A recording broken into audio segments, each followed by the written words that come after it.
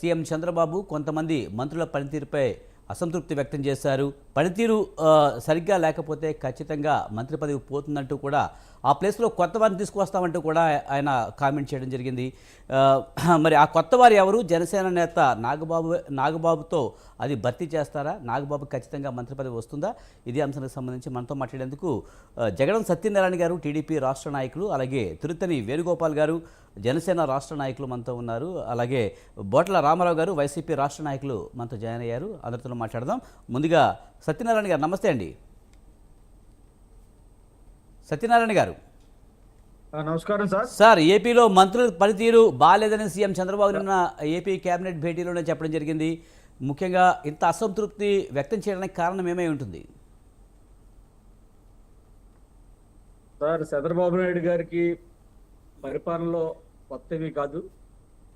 40 సంవత్సరాల అనుభవంతో ఉన్నటువంటి నాయకుడైన ఆయన ప్రతి ఒక్క ఎమ్మెల్యే పనితీరు కానీ, ఆ మంత్రి గారి పనితీరు కానీ, అదేవిధంగా ఎంపీల పనితీరు కానీ, ఏ పార్టీలో ఉన్నటువంటి ఈవెన్ సామాన్య కార్యకర్త కూడా ఏ విధంగా మన పార్టీలో మూవ్ అవ్వగలుగుతున్నారో, వాళ్ళ యొక్క పనితీరు ఎలాగుంది, ప్రజలతో సత్సంబంధాలు ఎలాగున్నాయి, ఆయా వాళ్ళ శాఖల్లో వాళ్ళ పనితీరు ఎలాగుందని చెప్పేసి మంత్రులను కానీ లేకపోతే ఎమ్మెల్యేలను కానీ ఎప్పటికప్పుడు వాచ్ చేస్తున్నటువంటి రాజకీయ నాయకుడు సార్ చంద్రబాబు నాయుడు గారు. అందులో ఆయన మించినటువంటి నాయకుడు భారతదేశంలోనే ఎక్కడ ఉండరు సార్. కానీ ఎందుకంటే ఒక నాయకుడితో మాట్లాడాలంటే ముందు ఆ నాయకుడు ఆ కాన్స్టిట్యున్సీలో ఏ విధంగా ఉన్నారని చెప్పేసి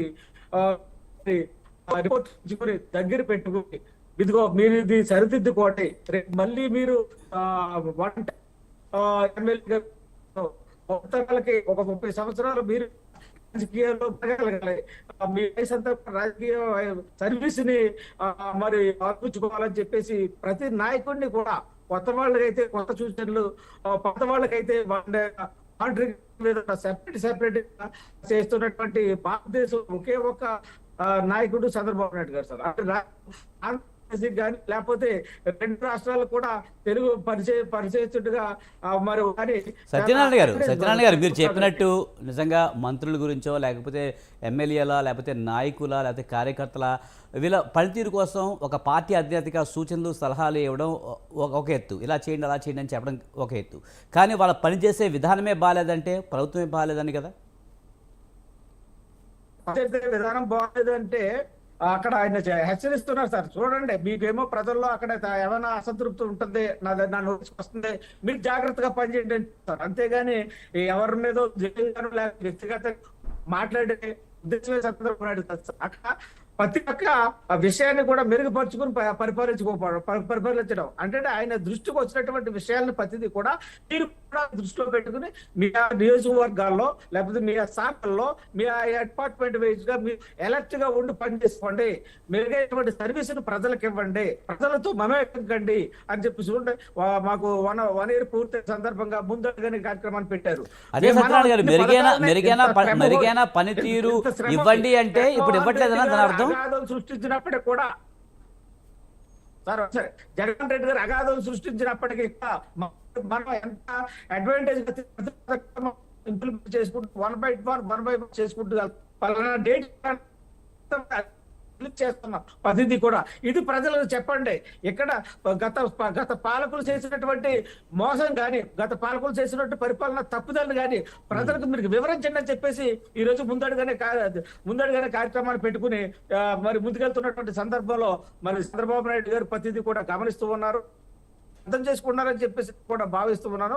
ఎందుకంటే గత పరిపాలనకి ఈ పరిపాలనకి బేరీజ్ వేసుకుంటున్నారు. ఎక్కడా కూడా చూడండి, ప్రతిదీ కూడా 1 by 1 తెలుగుదేశం పార్టీ సామాజిక పెన్షన్ పెంచుకున్నటువంటి విధానం, ₹1,000 సృష్టించి అక్కడ సంపద కూడా సృష్టించుకుని ముందుకెళ్తున్నటువంటి సందర్భంలో ప్రతిదీ కూడా 1 by 1 చేసుకుంటున్న సందర్భం చూడండి. ఇవాళ కానీ రేపు కానీ చంద్రబాబు, ఈ రోజు ఫాదర్స్ డే జరిగింది. ఫాదర్స్ డేలో చంద్రబాబు నాయుడు గారు ఆయన కుమారుడు అయినటువంటి లోకేష్ గారు మరి సామాన్యమైనటువంటి హాస్టల్స్కి వెళ్ళి హాస్టల్స్ వారితో పాటు భోజనం చేసి మీరు మీ భవిష్యత్తు కళ ఏంటి, మీరేమన్నా మోటివేషన్ సార్. అంటే ప్రతి వ్యక్తికి పరిపాలనలో దూరదృష్టితో వెళ్తున్నటువంటి పద్ధతి నేర్చుకోవాలి ప్రతి నాయకుడు కూడా.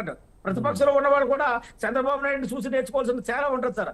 అందులోనే భాగంగా ఈ రోజు మరి ఆ కార్యక్రమం సార్, ఫాదర్స్ డే రోజున వెళ్ళి ప్రతి విద్యార్థితో పలకరించి వాళ్ళతో పాటు కూర్చుని భోంచేసి మరి ఏంటమ్మా మీ సమస్యలు, మీరు రైట్. భవిష్యత్తు ఏంటి? జగన్ సత్యనారాయణ గారు ఏమనుకుంటున్నారు మీరు? ముఖ్యంగా ఇంకా ప్రధానంగా ఏం కావాలి? చంద్రబాబు కొంతమంది ఈ విధంగా- మంత్రుల పనితీరు అస్సలు బాగాలేదంటున్నారు. ఈ విధంగా ముఖ్యంగా ఒక చంద్రబాబు ఐదుగురు నాయుడు మంత్రుల చెప్తున్నారు పనితీరు అయితే అస్సలు బాగాలేదంటున్నారు. ఇది నాయకుడి ముగ్గురు లక్షణం ముగ్గురు చెప్తున్నారు మంత్రులు సార్. ముగ్గురు గత మంత్రులు నాయకుడికి అవుట్ లేదు అవుతారనే ఎక్కడ ఒక కూడా. వార్త గత అయితే నాయకులు ఇలా చేయలేదు. సోషల్ మీడియాలో పరిపాలన, నడుస్తుంది. వచ్చిన దీనికి సంబంధించి వెంటనే చెప్పగలుగుతారా? ఎక్కడో ప్యాలెస్ లో కూర్చుని పరిపాలించారు తప్ప ప్రజల మధ్యకి వెళ్ళి ఎక్కడా కూడా వాళ్ళు మరి మమేకమైనటువంటి సందర్భం మనం ఎక్కడ కూడా చూడలేదు సార్. ఉమ్.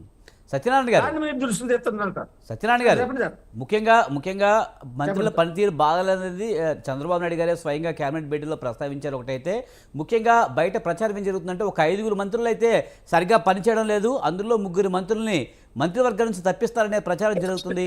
ఆ మంత్రులు ఎవరనేది మీకేం తెలుసా పార్టీ నాయకులుగా?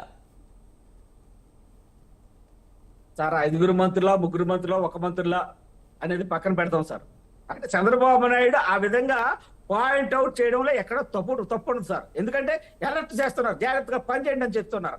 అది ఏదో మమ్మల్ని తిట్టారనుకున్న మంత్రులు భావిస్తున్నంత మాత్రాన అది పార్టీకి కానీ లేకపోతే మా నాయకత్వాలకు కానీ ఇక్కడ సంబంధాలు ఉండవు, నష్టం కూడా ఉండదు సార్. ఎందుకంటే వాళ్ళ పనితీరు మెరుగుపరుచుకుంటే ఎవరైతే అది భావిస్తున్నారో, నిజంగా చంద్రబాబు నాయుడు గారు అలా దూషించారని మేము అనుకోవట్లేదు. వాళ్ళు మీరు జాగ్రత్తగా ఉండండి, మీరు మళ్ళీ టైం కూడా నెగ్గి పార్టీ భవిష్యత్తుని ముందుకు తీసుకెళ్లాలని చెప్పుంటారు తప్ప మీరేదో అక్కడ కుంభకోణంలో కూరుకుపోయారు గత జగన్మోహన్ రెడ్డి మంత్రులకు మీరు చేస్తున్నారని చెప్పేసి ఎక్కడ చంద్రబాబు నాయుడు హెచ్చరించిన దాఖలాలు లేవు సార్. ఖచ్చితంగా వాళ్ళకి హెచ్చరిక జాగ్రత్తగా మీ పర్సెంటేజ్ బాగాలేదు, మీ పనితీరు బాగాలేదు అనేది మీ నియోజకవర్గంలో మీరు జాగ్రత్తగా మెరుగుగా రండి. మెరుగైనటువంటి పరిపాలన మనం ఇస్తున్నాం కాబట్టి ప్రజల యొక్క అభిమానాన్ని పొందడం చెప్పిన సందర్భం ఉంటుందేమో తప్ప జగన్మోహన్ రెడ్డి లాగా సీరియస్ గానీ జగన్మోహన్ రెడ్డి గారి లాగా వాళ్ళ కూరుకుపోయినటువంటి కుంభకోణాల గురించి కానీ మా మంత్రులకు కానీ మా ఎమ్మెల్యే కానీ ఎక్కడ ఉండవు సార్ ఖచ్చితంగా.